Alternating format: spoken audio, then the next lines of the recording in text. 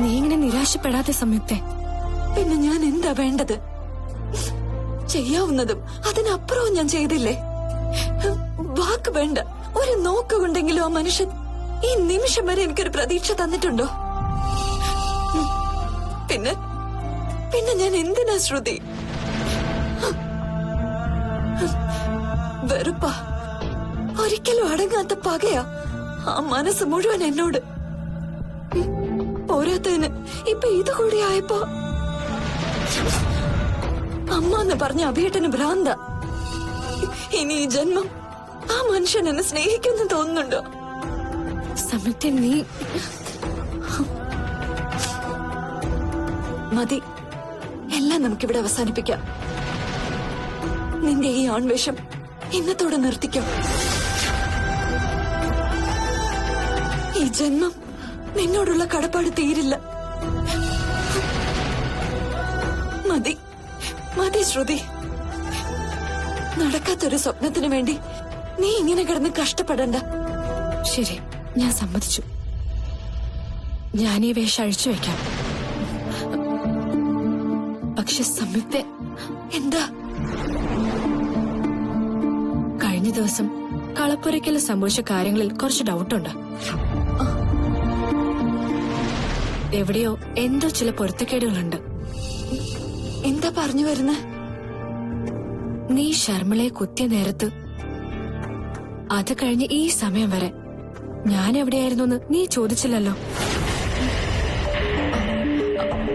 അഭിസാറും ഞാനും കൂടെ സംസാരിച്ചോണ്ടിരിക്കുന്നതിന്റെ ഇടയില് എന്നെ ആരും പിന്നിൽ നിന്ന് വന്ന് കടന്നു പിടിച്ച് എന്തോ മണപ്പിച്ച് മയക്കി കിടത്തി.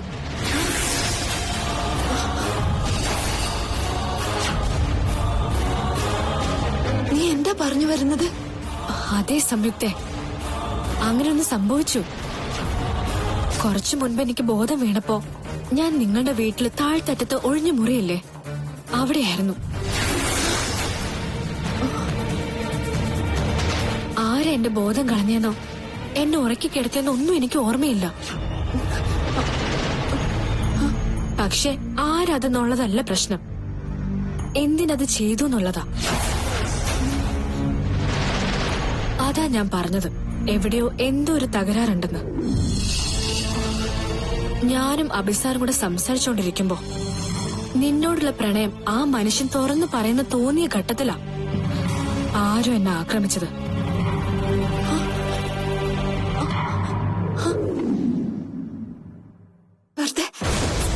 നീ വെറുതെ ഭ്രാന്ത് പറയല്ലോ ശ്രുതി. ഇനി ഇങ്ങനെ ഒരിക്കലും നടക്കാത്ത കാര്യം സ്വപ്നം കാണാൻ എനിക്ക് വയ്യ. നീ ഓരോന്ന് പറഞ്ഞ് എന്നെ അതിന് നിർബന്ധിക്കാൻ വേണ്ട. എന്റെ വഴിക്ക് എന്നെ വിട്ടേക്ക്. എനിക്ക് വേണ്ടി നീ നിന്റെ ജീവിതം കൂടി വെറുതെ കളയണ്ട. പൊയ്ക്കോ. ഇനി ജിത്തേട്ടം വേണ്ട, ശ്രുതി ലക്ഷ്മി മാത്രം മതി. പഴയതുപോലെ പരസ്പര ശത്രുക്കളായ സംയുക്തയും ശ്രുതി ലക്ഷ്മിയും.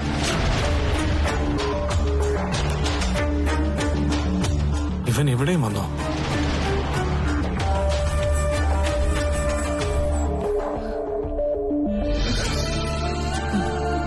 ഓട്ടെ.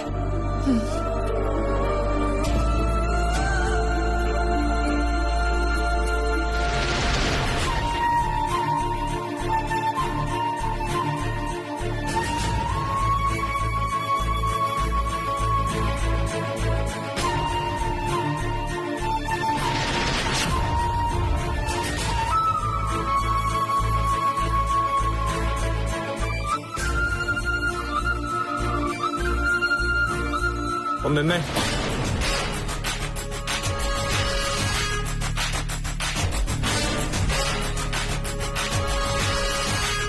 എന്താ നിന്റെ ഉദ്ദേശം?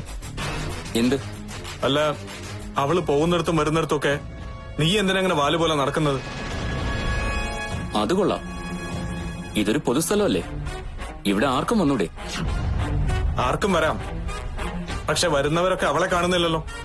ഓ അങ്ങനെ. അപ്പൊ ഞാൻ അവളെ കാണുന്നതാ സാറിന് ദഹിക്കാതെ പോയത് അല്ലേ? ഞാൻ സംയുക്ത കാണുന്നതിന് സാറിന് എന്താ? സാറിന് ഏതായാലും അവളെ വേണ്ടല്ലോ. ഇപ്പൊ ആകെയുള്ളൊരു ബലം ഒരു താലിച്ചരടാ. 3 മാസം കഴിഞ്ഞ അതും ഇല്ല. താൻ എന്തിനാ ഇതൊക്കെ അന്വേഷിക്കുന്നത്? ഞാനല്ലാതെ പിന്നെ ആരന്വേഷിക്കണം സാർ? 3 മാസം കഴിയുമ്പോ അവളെ കെട്ടാൻ പോകുന്നത് ഞാനല്ലേ? കെട്ടാൻ പോകുന്നല്ലേ ഉള്ളൂ, കെട്ടിയിട്ടൊന്നുമില്ലല്ലോ. രണ്ടാണേലും അധികാര സ്ഥാപനമൊക്കെ അത് കഴിഞ്ഞിട്ട് മതി. ഓ, അപ്പോ അത് കഴിഞ്ഞാവാം അല്ലേ? താൻ എഴുതാപ്പുറം വായിക്കണ്ട. താൻ ഇനി മേലാൽ അവളെ കണ്ടുപോരുത്. ആ, എന്താ ഇങ്ങനൊരു ഭാവമാറ്റം? ആണുങ്ങളായ വാക്ക് പറഞ്ഞാ വാക്കായിരിക്കണം. സാറല്ലേ പറഞ്ഞത് അവളെ എനിക്ക് കെട്ടിച്ചു തരാമെന്ന്? അത് പിന്നെ അത് അന്നല്ലേ. അന്നും ഇന്നും തമ്മിൽ എന്താ വ്യത്യാസം? തന്നെ കുറിച്ച് അന്ന് എനിക്ക് ഡീറ്റെയിൽസ് ഒന്നും അറിയില്ലായിരുന്നു. ഇപ്പൊ എന്താ പുതിയ ഡീറ്റെയിൽസ് അറിഞ്ഞത്? ഞാൻ അതൊക്കെ തന്നെ ബോധിപ്പിക്കണം.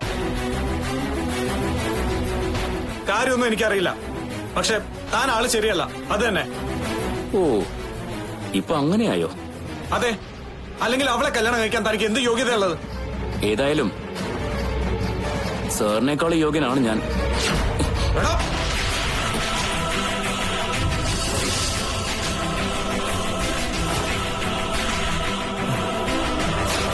നിന്നെ ഇനി കണ്ടുപോരുത് അവളുടെ പരിസരത്തൊന്നും.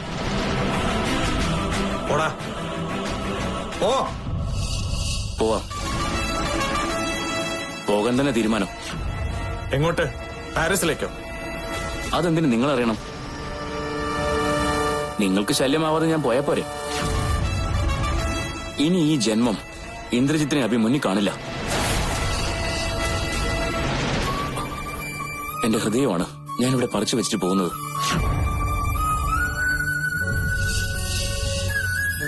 ചവിട്ടി അരക്കില്ലേ സാർ?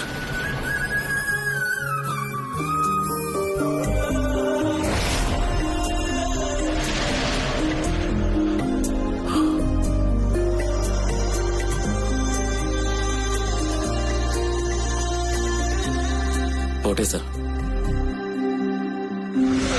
സർ, ഡോക്ടർ അന്വേഷിക്കുന്നുണ്ട്.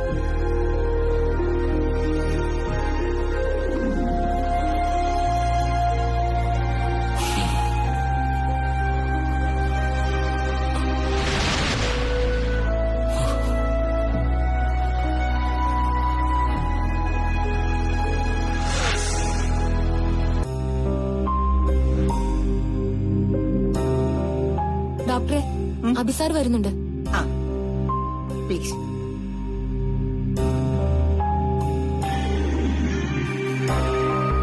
എന്താ ഡോക്ടർ കാണണമെന്ന് പറഞ്ഞ? അമ്മ ഇന്ന് വീട്ടിൽ കൊണ്ടുപോവാ. അയ്യോ, ഈ കണ്ടീഷനിലോ? പറഞ്ഞല്ലോ, അപകടനില തരണം ചെയ്തു. പിന്നെ കേസ് വേണ്ടാന്ന് വാശി പിടിക്കുന്ന സ്ഥിതിക്ക് ഇവിടെ കണ്ടിന്യൂ ചെയ്യുന്നതിൽ ഞങ്ങൾക്ക് ചില ബുദ്ധിമുട്ടുകളുണ്ട്. പുറത്തിറങ്ങിയാൽ അത് ഈ ഹോസ്പിറ്റലിന്റെ റെപ്യൂട്ടേഷനെ ബാധിക്കും. ഞാൻ ചെയ്യുന്നത് ഒരിക്കലും എത്തിക്സിന് നിരക്കാത്തൊരു കാര്യമാണ്. പക്ഷേ കളപ്പുരയ്ക്കൽ ശർമിള മാഡം എനിക്ക് ഏറ്റവും വേണ്ടപ്പെട്ട വ്യക്തിയായതുകൊണ്ടാണ് ഞാനിതിന് കൂട്ടുനിൽക്കുന്നത്. ഇന്റേണൽ ഇഞ്ചുറി ഇല്ലാത്ത സ്ഥിതിക്ക് വീട്ടിലേക്ക് മാറ്റിയാലും കുഴപ്പമില്ല. ഏറ്റവും സേഫ് അതാ. അല്ല ഡോക്ടർ, പോലീസും കേസും ഒക്കെ ഒഴിവാക്കാൻ ഇതല്ലാതെ വേറെ വഴിയില്ല. പിന്നെ വേറൊരു കാര്യം പ്രത്യേകം ശ്രദ്ധിക്കണം. അമ്മയ്ക്ക് മനോവിഷമം ഉണ്ടാക്കുന്ന ഒരു സംഭവം ഇനി ഉണ്ടാവാൻ പാടില്ല. അനാവശ്യമായി സ്ട്രെസ് ഉണ്ടായാൽ അത് അപകടമാണ്. മാഡത്തിന്റെ ബോഡി വളരെ വീക്കാ, അതുകൊണ്ടാ പറഞ്ഞത്. മൈന്യൂട്ട് നേഴ്സും എല്ലാം പൊട്ടിയാൽ അത് അമ്മയുടെ ജീവനെ തന്നെ ബാധിക്കും. ഞങ്ങൾ എന്താ ഡോക്ടർ വേണ്ടത്? പാതി ഡോക്ടർ, ബാക്കി രോഗിയുടെ മനസ്സും. അതാണ് പ്രമാണം.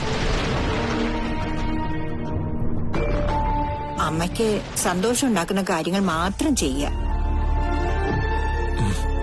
അമ്മ പറയുന്നതെല്ലാം ശരി തെറ്റുകൾ നോക്കാതെ അനുസരിക്കുക. അതല്ലാതെ വേറെ പോംവഴിയൊന്നുമില്ല. എന്നാ ഡിസ്ചാർജിനുള്ള കാര്യങ്ങൾ ചെയ്യാം. Okay doctor, thank you.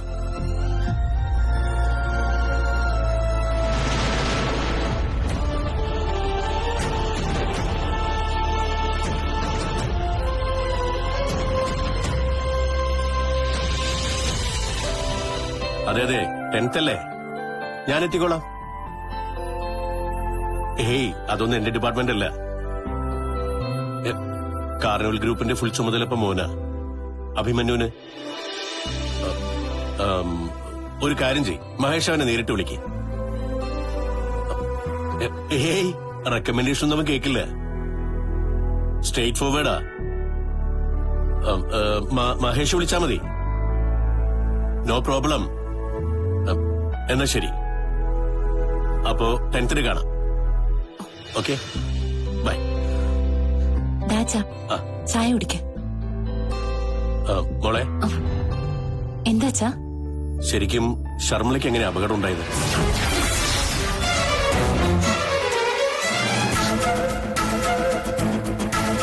അത് പിന്നെ അത് എനിക്കറിയാല്ല.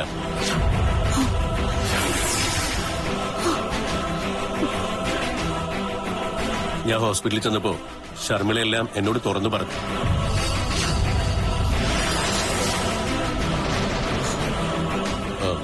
ഹർഷന്റെ കെട്ടുമുറുക്ക് നടക്കുമ്പോ പഞ്ചാമൃതത്തിന് പഴം നുറുക്കാൻ സംയുക്ത മോള് കത്തിയെടുത്ത് കൊണ്ടുവന്നതും, ബാൽക്കണി വെച്ച് അറിയാതെ ശർമ്മിളയുമായി കൂട്ടിയിടിച്ചപ്പോ കത്തി കൊണ്ടതും, അങ്ങനെ എല്ലാം അവൾ എന്നോട് തുറന്നു പറഞ്ഞു.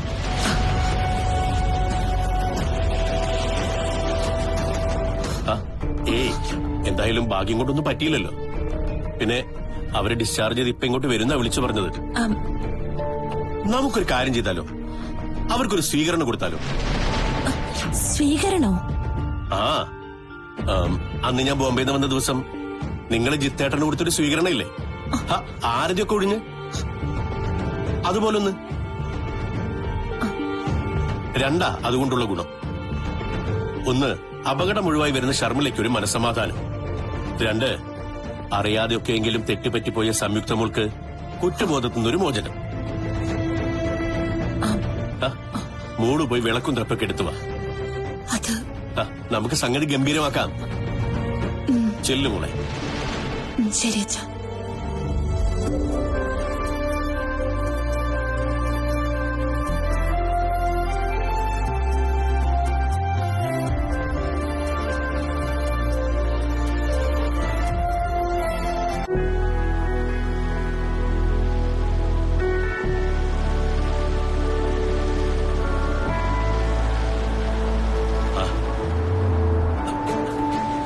മോളെ സപ്തതി, ദേ അവരെത്തി.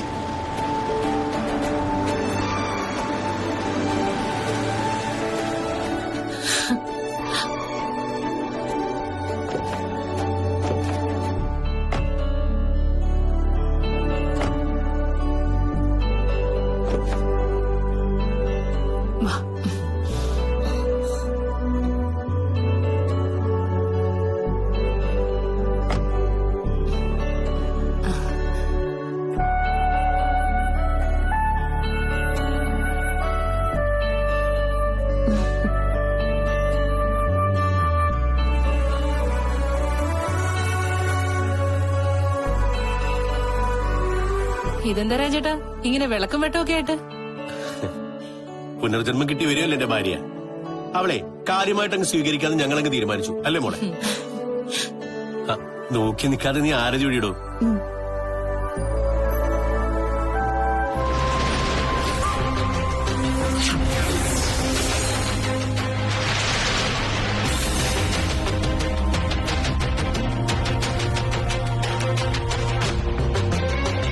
നിക്ക്.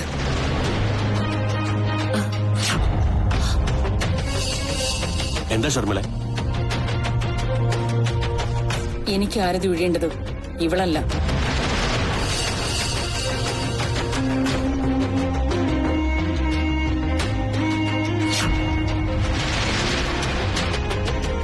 സംയുക്ത.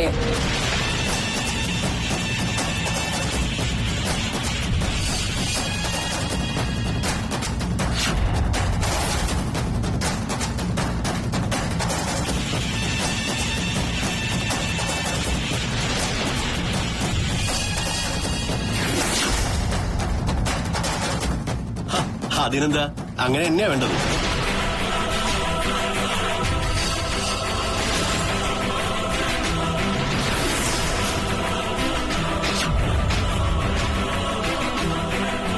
സംഭവിച്ചുപോയ കാര്യത്തിന് സംയുക്തമൊക്കെ എന്തെങ്കിലും സങ്കടം ഉണ്ടെങ്കിൽ അത് മാറ്റാനാ എന്റെ ഭാര്യയുടെ ശ്രമം, അല്ലേ? കൊള്ളാം ശർമ്മലെ, കൊള്ളാം.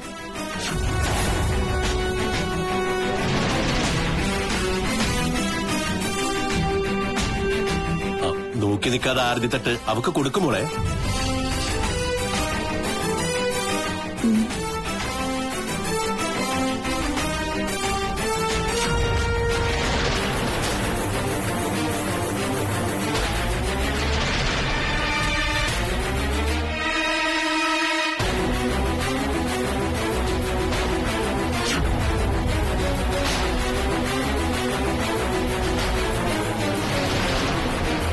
പിന്നെ അഗ്നിക്കൊരു അനുഗ്രഹമുണ്ട്.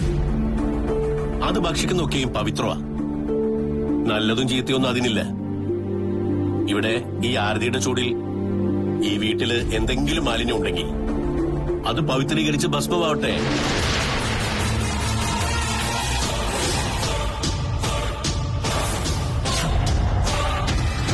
എന്നാ നേരം കളയാതെ ചടങ്ങ് തുടങ്ങുമ്പോൾ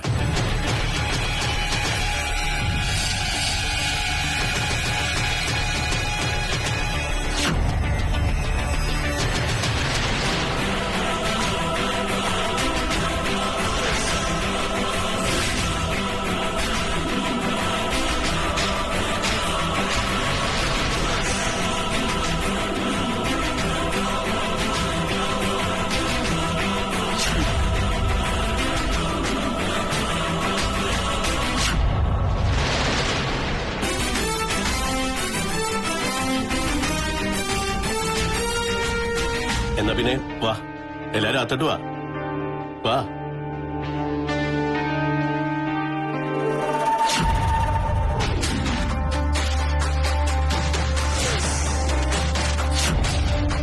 ഇപ്പോ നീ എന്നെ ഒഴിഞ്ഞ ഈ അഗ്നിയില്ലേ, അത് ഞാൻ നിന്നെ ദഹിപ്പിക്കാൻ പോകുന്ന ചീതയുടെ അഗ്നിയാ. കരുതിയിരുന്നോ?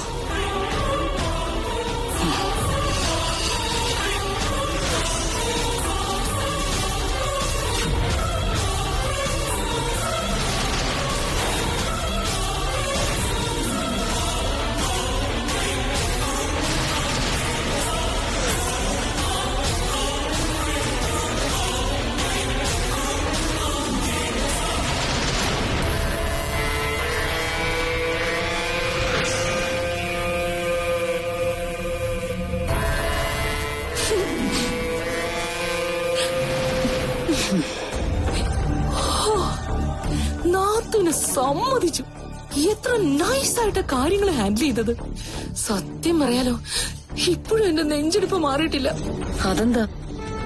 എന്താണോ എന്റെ നാത്തുവിനെ ഇത്തവണ നാത്തും കളിച്ചതേ സാധാരണ കളിയല്ല.